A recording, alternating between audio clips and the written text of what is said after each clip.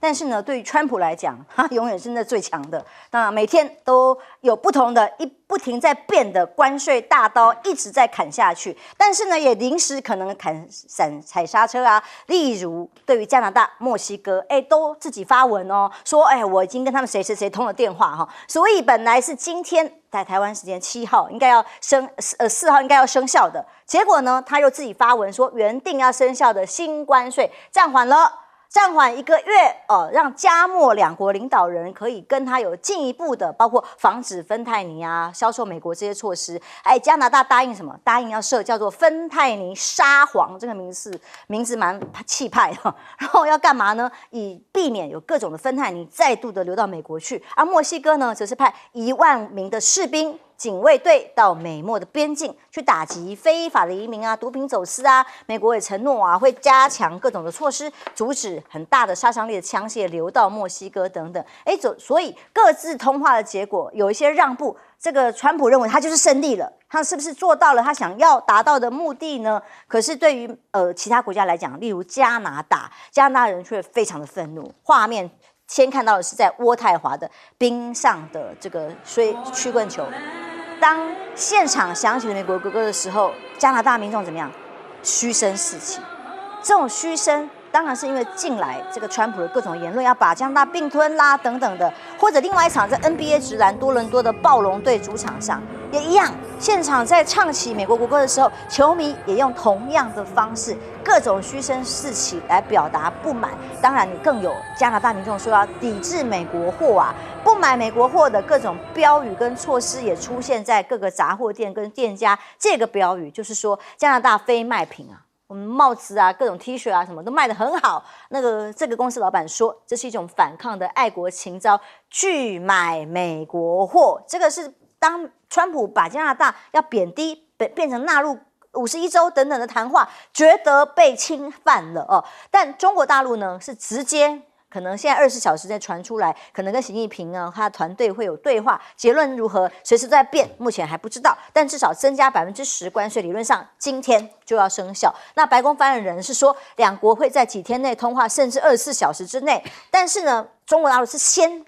反制措施做出来了，重拳说先公布的包括对钨啊、锑啊这些相关的这个稀有的物资实施出口管制，即日生效。而且不等你哪一天它也立刻生效。那10号开始要实施的呢，是包括了进口煤炭啊、液化天然气这些加征15%关税，原油、农业机械、大量汽机车这些部分是10%的关税。Google 呢，直接立案来调查反垄断法，所以各种的反制措施，中国大陆好像没有要退让的手软的意思，双方会怎么谈还不知道啊，商人法谈判的空间。但川普立刻暂缓了这个关税战啊，缓了一缓。在联准会来说，美国芝加哥联准会银行总裁说了，我们必须更谨慎来对待降息的步伐，因为存在着通膨可能会再次升高的风险嘛。想想看，关税战当然国内的这个物价一定会飙升啊，所以专家就说啦，黄金涨到历史新高所展现的这个意象就是贸易战持续更长时间，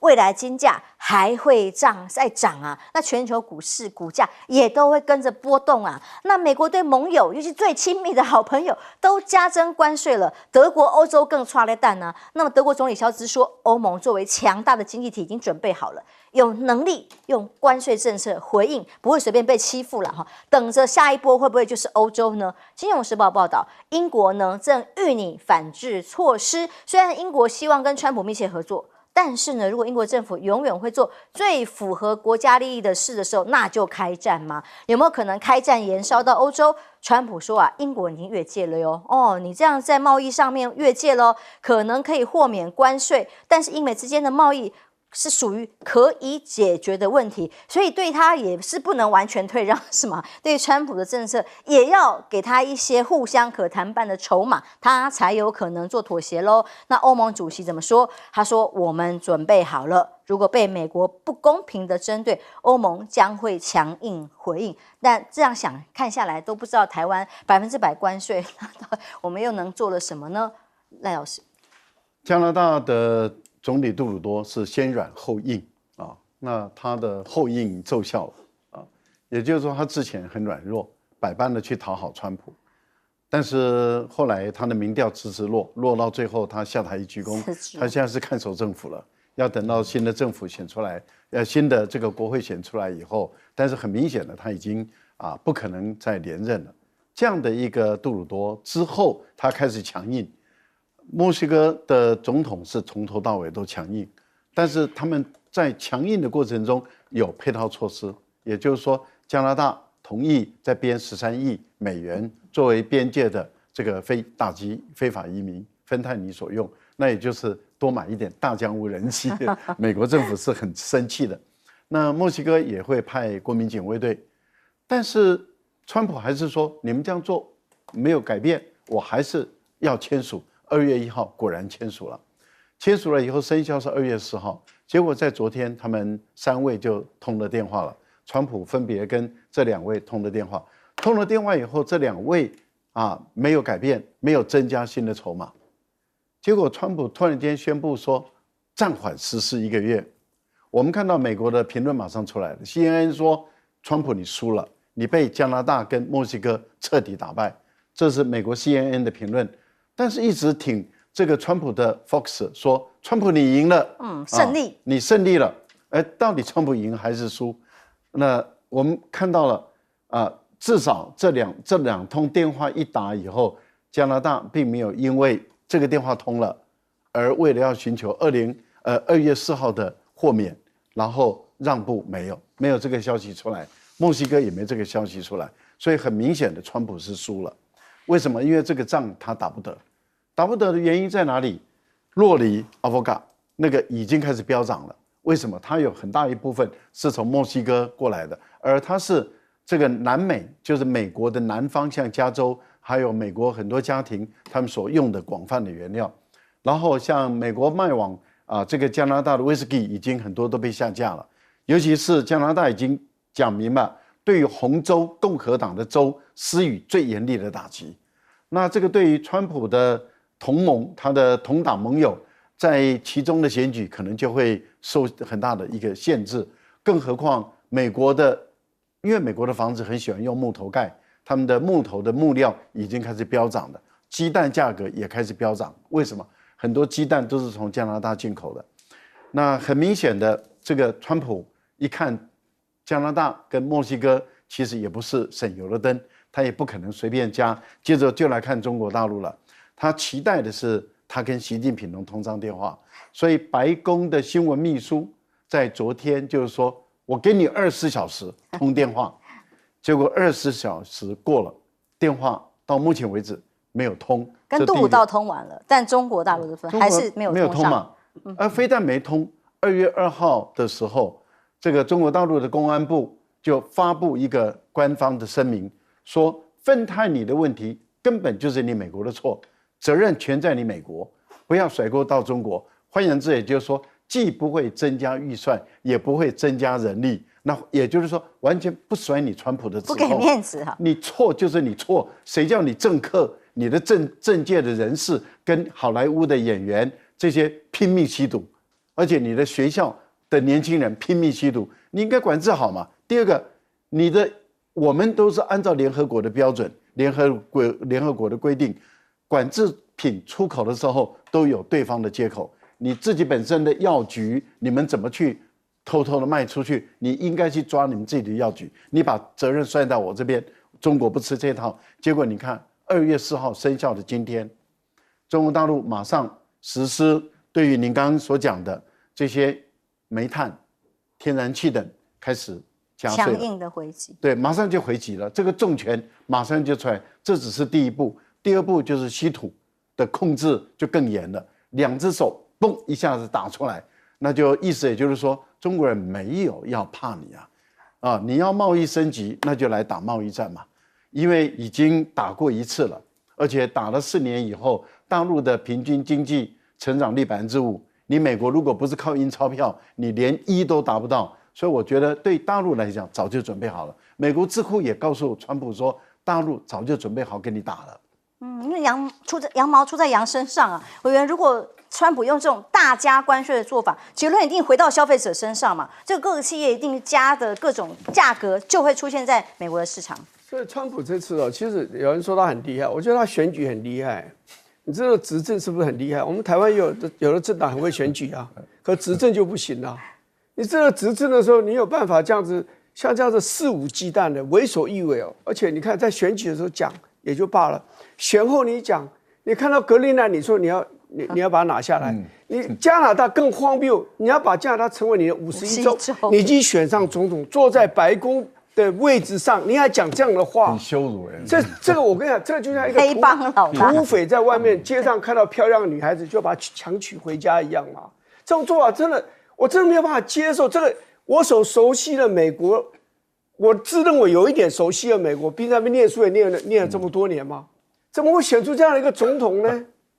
对不对？艾森豪的影子完全没有。也看不出这个 Woodrow Wilson 这个威尔逊总统的影子，小罗斯福总统那些他们有理想主义，悲天悯人，压抑强者，帮助弱者，那个色彩那种理想主义色彩都没有了，变成你自己去变成一个迫害者了。美国以前扮演的角色是哪里有迫害，我就要去对付那个迫害者，人道的协助，对不对？人道协助，你现在变成你自己就扮演迫害者的角色而且你讲芬太尼，我特别去查了资料，因为我觉得很怪，你知道，2024年去年1年，美国警察在美加的边境，就是从加拿大过来的人带着芬太尼被他没收，才没收了43磅。你可以用这个当一个理由说，加拿大纵容芬太尼大量的进入美国街道，然后使得数以万，不是数以万计，他的翻译来讲到什么？这个百万计，数以百万计，有这回事吗？你怎么没收了43磅？而且你讲墨西哥也知道这个问题对他国家形象不好，那他也非常的努力。去年的1年，整整比前1年，他们所没收在美国、在墨西哥美墨边境没收的芬太尼少了20%。中国大陆也用打击洗钱。那你这些所谓的药头也好啊，这些药品的这些组织，这些黑社会黑道组织，你们的洗钱，我就来监控，金流被控制，这就美国一直要大陆做，大陆也在做，所以这3个国家其实都在做，你却把它当作完全没有做，而且夸大，尤其加拿大当然很冤，你没收了43磅，你就要对我出重拳。这个坦白讲用羞辱的方式，对，这个坦白讲是没有意思，而且尤其以加拿大来讲，我真的很同情他。越战的时候，加拿大政府并没有宣布加入美军对越南作战，可是加拿大年轻人2万到4万人，因为没有正式的统计，越过边境到美国参战呢，加入美军到越南去作战，波斯湾战争，加拿大也参加了，也派下阿富汗战争。越战打了20年，阿富汗战争打20年，波湾战争也拖了很久到最后加拿大都跟你并肩作战，而且坦白，杜鲁道虽然是法国人的后裔，大部分的加拿大人也是你盎格鲁撒克逊民族嘛，要不然你怎么会有5眼联盟呢？对不对？你美国、加拿大，然后这个澳洲、英国、纽西兰，你们组成一个盎格鲁撒克逊民主所建立的国家5眼联盟，你们天天在那边交换情报，那么密切，你一上来就要打人，这个所以我讲，这美国的悲哀就是说，我还是不了解，你们怎么选出这样的人当总统？你们带给你还没有打到敌人，却让自己的朋友纷纷中枪，你就讲这个巴拿马运河好了，你在圣诞节的时候说，我恭喜那个在守运河那些中共的军队。巴拿马总理说 nonsense 无聊，中国大陆的军队一个都没有出现在巴拿马土地上面，你用这个理由，而且你卡特是跟人家签了协议，心甘情愿把巴拿马运河的管理权还给巴拿马，因为他是个主权国家，这个巴拿马运河就在他主权国家的土地上，结果你现在反悔，你要把人家收回，而且你凭什么？虽然我讲大陆很多作为我也不是很欣赏，可是你凭什么要禁止人家要退出一带一路，对不对？那你比中国大陆表现还更强横嘛，对不对？的确，巴拿马在压力下已经退出了一带一路这样就符合川普的需求了吗？将军，当然接下来关税大战还会继续下去，到什么程度也没有人知道我认为川普他是从美国的角度看事情他不是从世界的角度看事情它这关税大战的这个贸易壁的这种保护啊，这种关税战鼓频吹啊，会造成保守主义当道。因为你这样关税，大家都保税，大家自己保护自己，对，我就保护自己啦。因为你一直在加关税，然后变成这个违反经济学的比较利益法则，变成我便宜的卖给你，你便宜的卖给我，大家互通有无，大家都受惠嘛。你现在加入那么多关税，那我们都没办法实施这个正常的贸易了。将来变成大家都产能过剩，大家都是你的卖不出来给我，我也不买你的，你也不买我了，反正大家产能过剩，这样产能仓储压力就大了，仓储压力大，全世界各国的经济成长都会迟缓。你觉得迟缓？你看看到时候码头上堆了好多货柜，为什么卖不出去了？因为关税那么重，怎么卖？那会变成美国也会造成它的输入性的通货膨胀，因为关税高，关税高进口的货物少，进口货物少，这个价格就飞腾就高了。那这样的话，你看看是不是世界各国的经济成长都趋缓？那经济成长趋缓啊，失业率就要上升了。所以美国也失业率，其他各国失业率都会慢慢增加。为什么卖出去少了嘛？那么这样子失业率增加会造成贫富差距扩大。有钱的人他有钱，他保守一点，他少花一些。但是穷人没有工作怎么赚钱啊？所以穷人会更穷，贫富差距更大，这个吉尼系数更大，怎么办？所以这是世界性的问题。我认为大家都会走上保守主义、走上保护主义这个路。那这个将来的话，整个川普的这个政策，不是美国光受伤害啊，全世界各国都会受到伤害。这不是到货少，通膨就会来，通膨来，输入性通货膨胀就会增加。所以我们看它不是光只是美国受伤害，全世界都受伤害。CNN 才会评论啊，这是史上最蠢的关税政策。但川普就是势在必行。还有一个苦主是乌克兰吗？川普曾经保证过24小时，他一上任就要让俄乌战争停止。当然还在打啊，还没有结束。那乌克兰他到底要什么呢？现在已经不给乌克兰援助了。川普终于开口了，黑帮老大的说法暗示。基辅啊，要保持开放的态度。我们已经投入过数千亿美元帮助你了哦，所以你们有什么呢？他想要稀土资源，答案揭晓了。你用稀土来保障安全，乌克兰会愿意的哦。意思就是说，泽伦斯基他们联络过了，他愿意这样做。那川普的特使不是飞奔到乌克兰去，想要结束战争吗？他说，泽伦斯基已经表示喽，在领土立场上将有所软化，普京也将会软化立场，所以要稀土啊，要他释放领土。然后呢，还要第二套剧本。这个叫《泰晤士报》报道说，乌克兰已经跪下了，虽然没有遭遇彻底的战败，但是实力悬殊，美国援助可能再也没有了，甚至还跟他要别的，所以不得不做出领土的让步来换取停火。另外一件事情是选举，这个事其实是俄罗斯最早提出来的要求，现在美国也这样说，美国要乌克兰停止战火之后要举行选举，就是要泽伦斯基下台嘛。所以呢，这个可能在年底就要举行咯，美国方面说的哦，特别是如果基辅能够在未来几个月之内就能够达成停火的话，那泽伦斯基则说，他的幕僚说的，如果这个计划只有停火加上选举，那是一个失败的计划。那怎么样？泽伦斯基到底如何让战火停止？现在有没有计划呢？他提出了4方和谈，但首先是美俄先谈。美俄的高峰会，路透社的报道，川普跟普京即将举行这个美俄高峰会，地点可能会是在沙特阿拉伯联合大公国这个地方，在第3地，为两方做准备。那如果他们自己谈决定乌克兰的命运吗？所以泽连斯基赶快讲啊，我要4方和谈，不是只有美国、俄罗斯谈，我也要谈啊！我自己命运我总要能参与吧。然后加上欧盟，因为大家知道欧盟相对挺乌克兰嘛，过去跟拜登的立场一样。但是呢，目前这个俄罗斯说，目前我们认为乌克兰总统没有权利举行这一类的谈判。拜登下台了以后才敢讲吗？泽连斯基居然讲了这个不能说的秘密吗？不是号称有几千亿美元到乌克兰去吗？所谓的1770亿美元，他说其实收到的连一半都不到啊！他自己还说，到底只收到这750亿，那没有收到这些去哪里了？他说我也不知道，这是拜登下台了才讲出来吗？是要黑他呢，还是有更多的秘密在其中？那么美国不去支持，英国首相突然宣布那我们来今年会给乌克兰前所未有的支持，加个30亿英镑，大概台币1229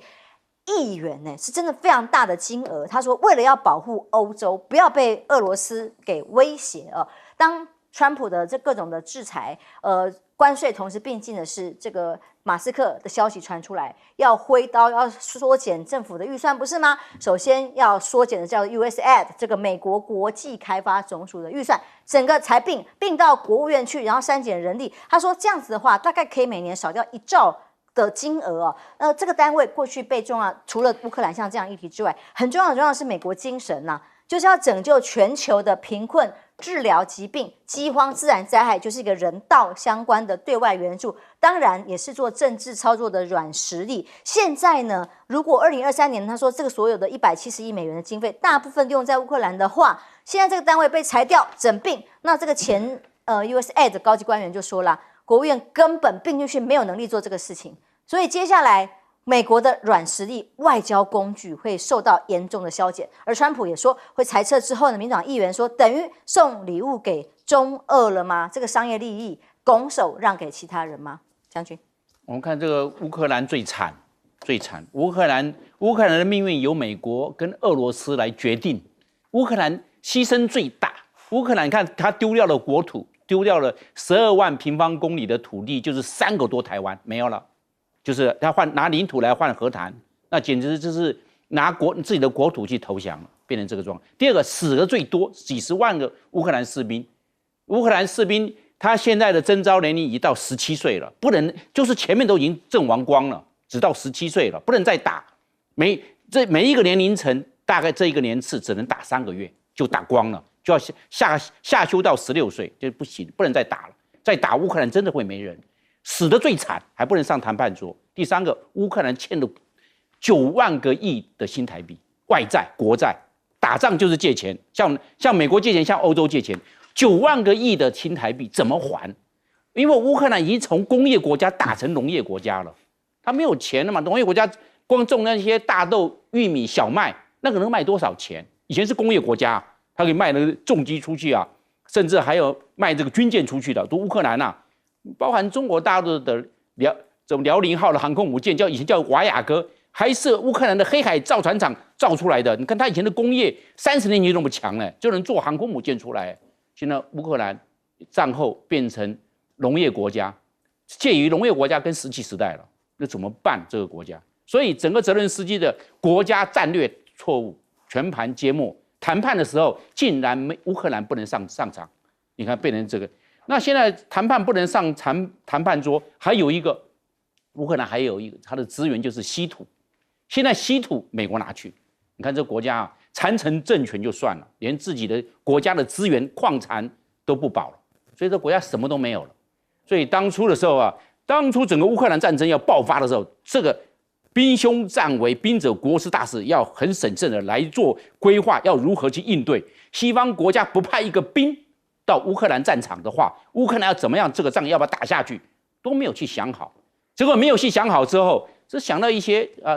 其他国家可以有武器，其他国可以招募的国际雇佣兵。国际雇佣兵看的是钱，其他的国家给了这些武器，马上就用尽，因为都是拿火力来取代人力，人不够了嘛。那这样的话都要靠这些，那这些都是钱啊，天底下没有白吃的午餐啊。现在竟然最残酷的事情，竟然谈判。没有乌克兰的份，他怎么去决定他国家的未来？死了那么多的人，但俄罗斯还好，俄罗斯死了一些士兵，但是他占据了超过3个台湾的他的领土，整个扩张了，包含卢甘斯克，包含顿内斯克，包含扎波罗热州，还有包含了赫尔松州，还有克里米亚半岛。俄罗斯他有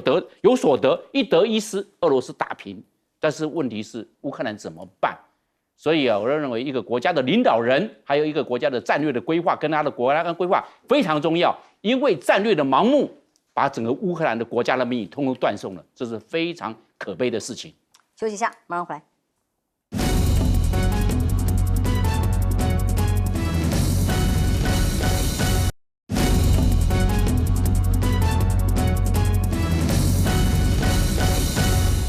川普上任了，俄乌战争没有在24小时之内结束。现在川普说我要你的稀土，然后你还要让领土，要改选泽伦斯基，要他下台嘛？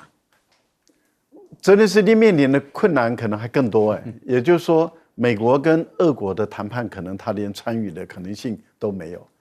他的空间都没有，因为普丁的战略成功了，普丁他一直认为说泽连斯基不具备有代表性，因为他们的总统选举应该是在去年3月就应该要改选了，泽连斯基没有改选。那当时后来美国共和党的参议员到乌克兰去访问的时候，也在问泽连斯基说，按照规定你应该改选，而且战区就在东部的一些地方，而且那些州原本就不是你完全能控制的州，那为什么不举行改选？泽连斯基当初的提出来的主张是说，一定要把选票投到战场的每一个战士的手中，要让他脱离战场回来投票，才代表这个选举的合法性。所以他说，第二个，所有的钱你要付，美国人要付。那这样的情形下，我们看到当然就不可能了嘛。那俄国就说，那你已经不是你的任期已经满了，所以你不是一个合法的总统，我不跟你谈判。那这么多年，这样1年过去了，果然现在川普上来的共和党的，他们果然就要求泽连斯基要改选。现在的问题是在于，是谈判前改选还是谈判后改选？目前美国的主张是说，那可不可以停战之后就要求这个乌克兰改选？那就泽连斯基要下台了，因为泽连斯基目前的民调声望很低嘛，所以他一定要下台。可是大家在问说，那为什么会一个战争要谈止战，怎么会谈到泽连斯基改选的问题？那主要的就是泽连斯基变成是俄美谈判的一个绊脚石，所以他们等一下要把他甩开，甩在外面去了。那要把他甩在外面去，那现在接着要怎么办呢？接着就是说，好，那你泽连斯基，你目前来讲，我跟你要的就是稀土矿，因为很明显的，川普又把他的底牌泄露出来了。为什么大陆对于美国实施稀土战以来，也就是说，拜登对中国大陆实施科技战，中国的反制就是稀土战，而稀土就构成科技的当代科技最重要的原料关键。那美国很明显的出问题了。美国刚开始的时候装的没什么事一样，说我们的存量还够，很明显的存量已经用完了，它的飞机有问题了，它的坦克、它的大炮、它的导弹都有问题，甚至连手机、连电动车的石墨都有问题了，怎么办？到处在找稀土，而中国大陆的稀土的管制越来越严的情形下的时候，美国的压力越来越大。现在从乌克兰来着手，乌克兰战争已经打得一塌糊涂，国家已经是山穷水尽了，你还想要抢人家的稀土矿，这实在是太过分了。这就是新的美国队长啦！休息一下，马上回来。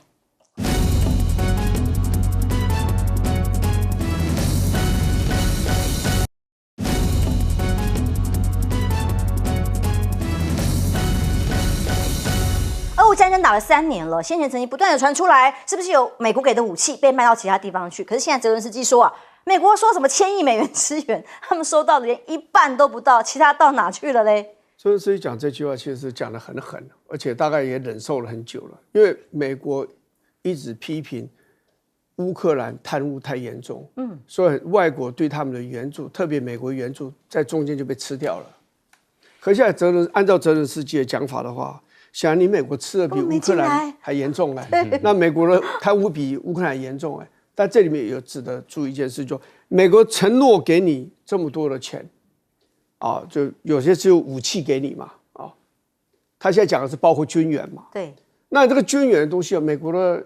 工人工作完8小时他就回家，他不会为你日夜加班的啦，所以他们你看我们跟美国买的武器，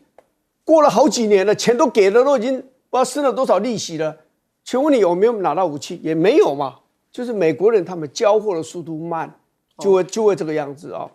那所以不见得泽伦斯基讲的是完全是正确，有的是不是不给你，是还在路上，还在生产中啦。但是呢，泽伦斯基会讲这句话，其实真正是他对美国是不满的他自己没有安全感，就是你美国现在好像走路走了一半，准备把我给卖掉了。所以他有那种发泄他内心的不满，最重要不是针对这个，是针对着川普上来以后，显然要把这个泽连斯基抛到一边，把这个乌克兰给卖了，是这件事情不满了。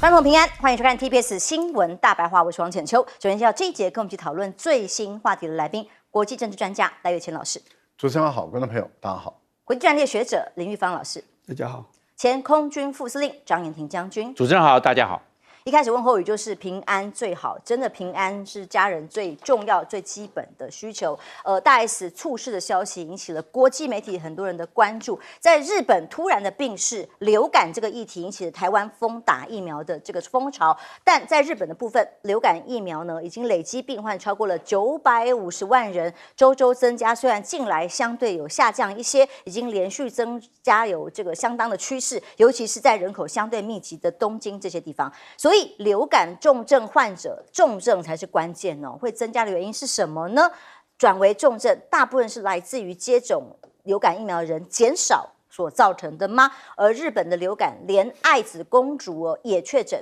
是去年12月23号发生的哦。专家提醒民众出门要记得带止痛药啦、感冒药啊、喉咙喷剂等等啊。出发前2周如果去旅行的话，要带好疫苗。不过因为我也刚刚从日本回来了哦，对于日本这里感觉就是身边好像很多人担心感冒啊，我们台湾朋友也很多，身边讲话都是讲中文的，但是这个流感的爆发还是集中在横滨、东京这里。据说是在病床客满、救护车不够用的情况之下，连这个所谓新冠疫情的情况让大家焦虑又发生了，甚至没有药可用吗？那么因为这一次也看到大 S 是3次被请回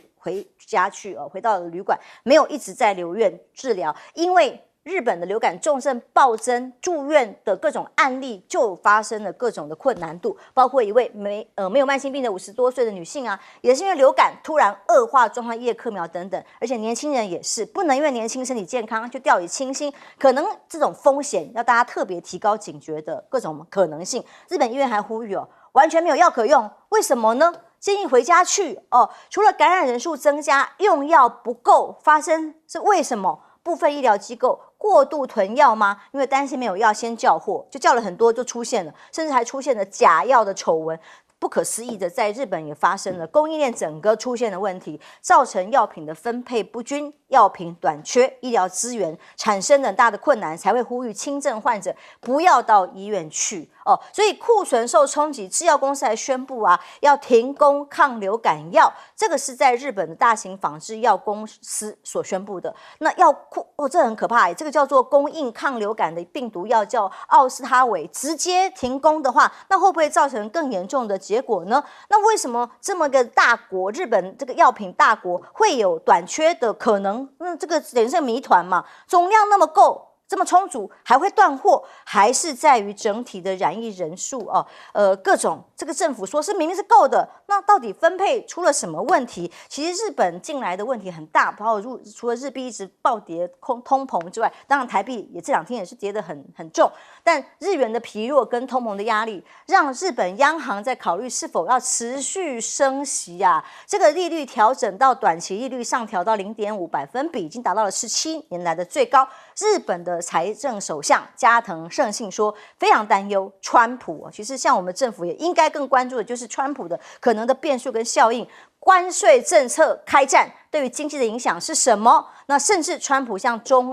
国大陆、加拿大、墨西哥苛征高关税，对全球一样都造成重大的重创，没有人可以置身事外。日本也关切，而日本首相石破茂说，2月7号他要去访问白宫，行前呢还说不乐见美国退出世界卫生组织，那他很忧心，甚至希望今年秋天呢，韩国 APEC 登场的时候，有可能促成跟川普的邀请。又来了，他又主动希望能够邀请川普，到时候 APEC 峰会之后到日本去访问，记得吗？上次石破茂公开说他去参加完大会，见完拜登，准备要跟刚刚当选的川普见面，结果被吃了个闭门羹。现在有没有机会真的邀请呢？但石破茂先做了一个主动的动作，他说他公开考虑要接纳加萨的居民进到日本来，包括了病患伤患接受治疗，甚至教育等等的。那日本民众气炸了，很多网民大骂。你看前面讲的，自己流感的药品都不够用的情况之下，他说要做流感肆虐、医疗失能的情况下去接收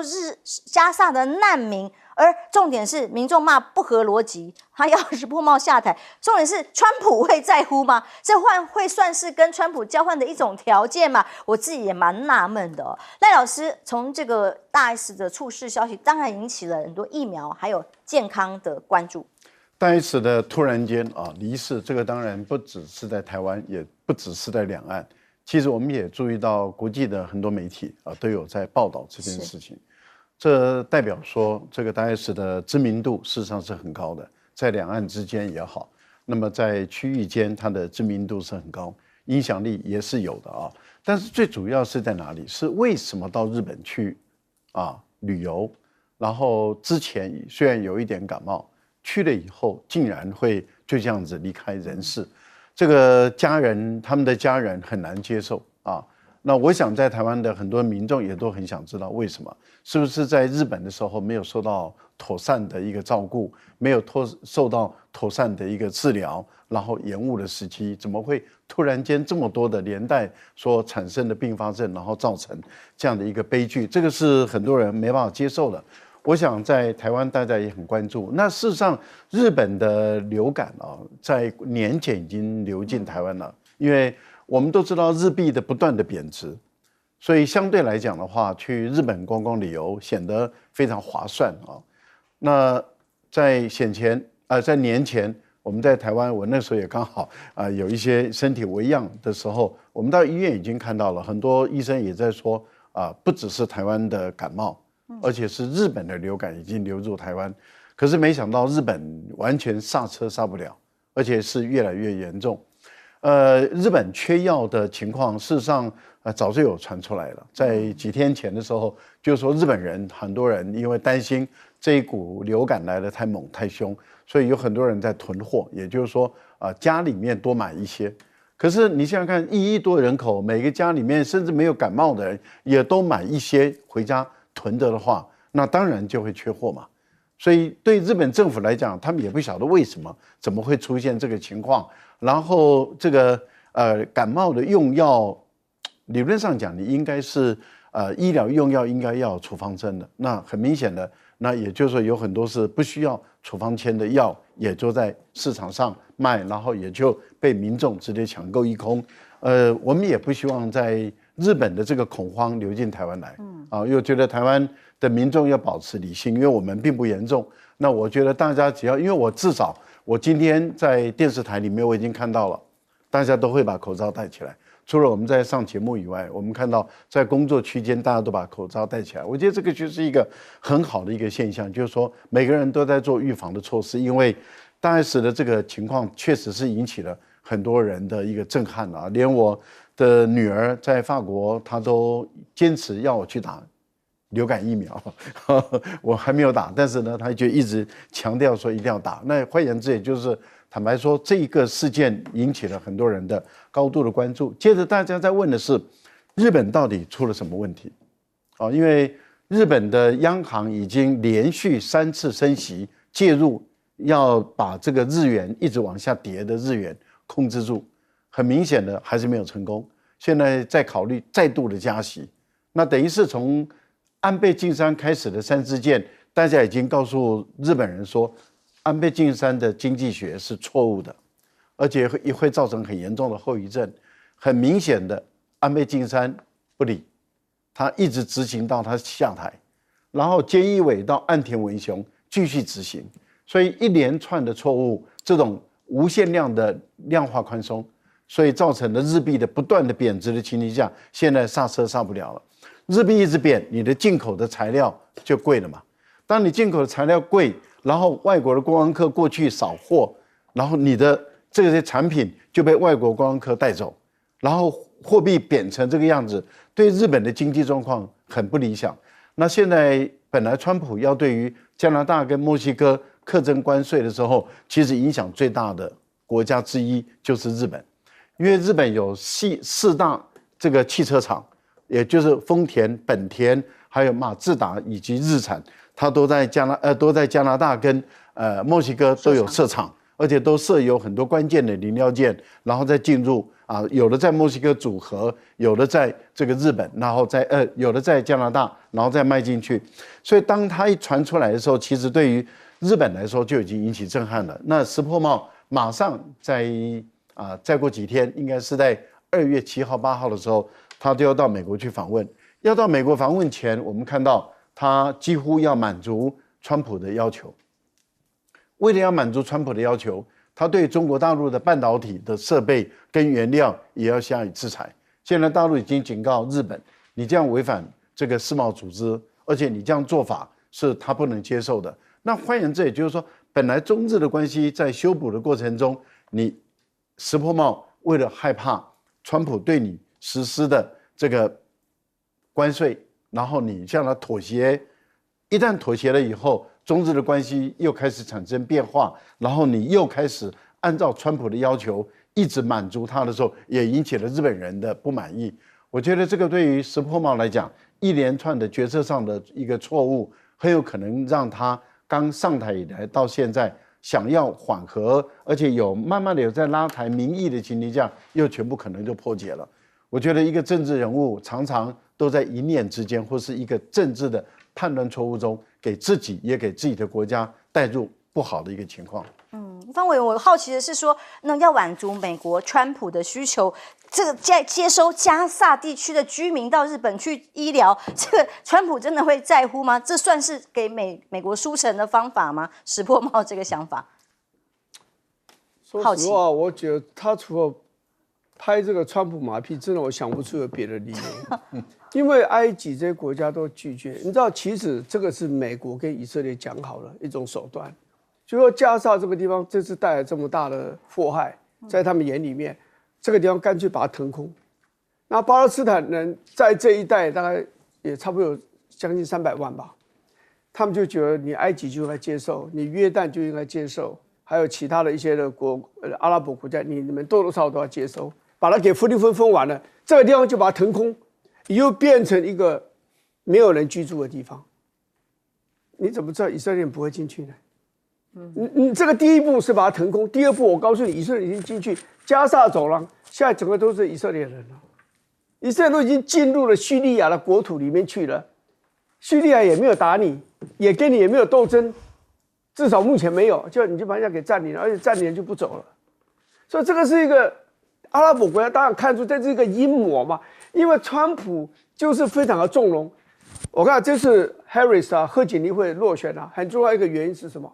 是因为很多的阿拉伯裔的这些人，信回教、伊斯兰教这些人看不惯美国协助以色列对付了加沙，而且手段这么残忍。这个2000磅的炸弹卖给他去炸那些大楼，一枚炸弹就炸掉一栋大楼。他们不晓得川普才更厉害。你想，本来台拉维以色列首都全世界承认就在台拉维夫，后来怎么搬到耶路撒冷去了？以色列搬去，谁第一个承认他？川普就是川普啊，对不对？所以他们现在才知道说，川普原来是更厉害、更狠。阿拉伯国家看得出来，你这样一个结果就是纵容了以色列，以色列跟阿拉伯之间的这样的一个权力关系，现在已经完全倾向以色列。再把加沙走廊给腾空，然后接着再让以色列进去里面的话，那以后阿拉伯国家更不用混了。而且加沙走廊人民也不愿意走啊，所以我觉得他做这种，我觉得是很好笑的。至于说这是大 S 的问题其实你知道，在2024年去年1月到11月，日本有多少外国观光客？3338万，非常惊人。因为现在很多人没有去欧洲，因为欧洲有的地方现在非常冷，最主要他们经济也萧条。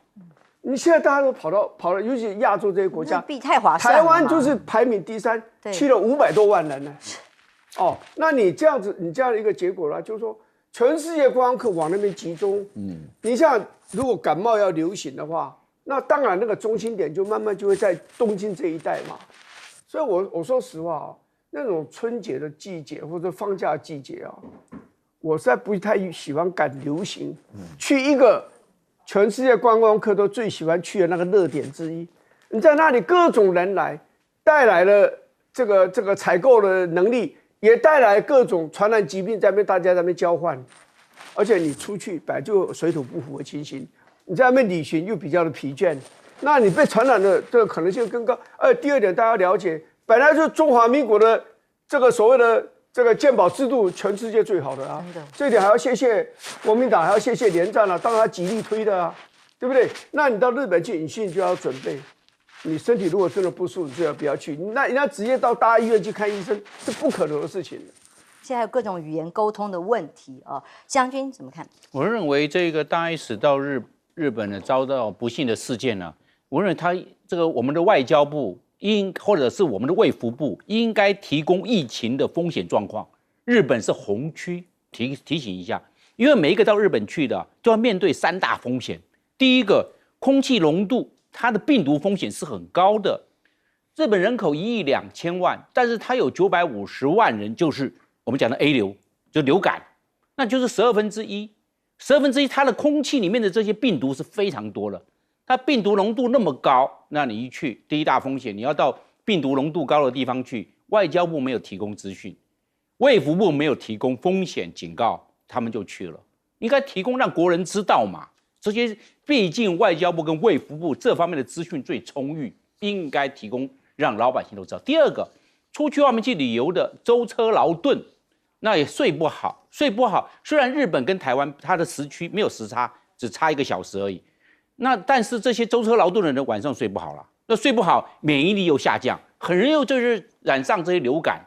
这个你要知道，我们每次出去的时候，一般人有时候换个地方，他就会可能就是吃不好睡不好，会有这种状况，然后整个免疫系数就下降，所以这个也应该有时候他面对这个风险，所以卫福部、外交部都应该提供。日本地区在这个时段，因为它的纬度高、温度低，然后这个流感的病毒的风险，这个浓度也高，要提醒大家注意。另外一个就是我们刚才林芳委员提到了，我们这个我们叫全民健保，全民健保从民国84年3月1号。刚好到这个月刚好满30年，那我们的病例都在台湾呐。你到日本去的哪有什么的病例？你到那边日本又缺医又缺药又缺我们的病例，根本对我们这些根本没办法掌握我们的健康状况，是没有啊。到我们去那边人生地不熟，你从来没有一个感冒或者拔个牙齿在日本都没有啊，都在台湾啊。台湾的这医院的个人的病例履历非常的清楚，很容易掌握，很容易下药，又有全民健保制度的这方面的保护。所以台湾是非常棒的。那些人出去，我认为我们的卫福部、我们的外交部以后应该多多提醒大家，哪个地方该去，哪个地方不要去。这样怕大 S 就没事了。他一看他的体质也没有那么好，又要去那个地方病毒浓度那么高的一个国家，那是少去。那这样会不就保住了？另外我们看那个日本要这个接受这个加沙走廊、巴勒斯坦的这些难民啊，甚至他的医疗，我认为在这一方面，日本。他把他自己过好，因为日本在去年的经济成长率非常低，不到1%，它只有0.9%，所以日本在经济这方面呢，它又是现在货币又在贬值，那它这样的话弱势货币加上它的经济成长率并不好，他要去接受，我认为它是外交语言。至于他的自己的实力，我认为可能还力有未逮。是脆弱的石破茂内阁了，大家继续观察。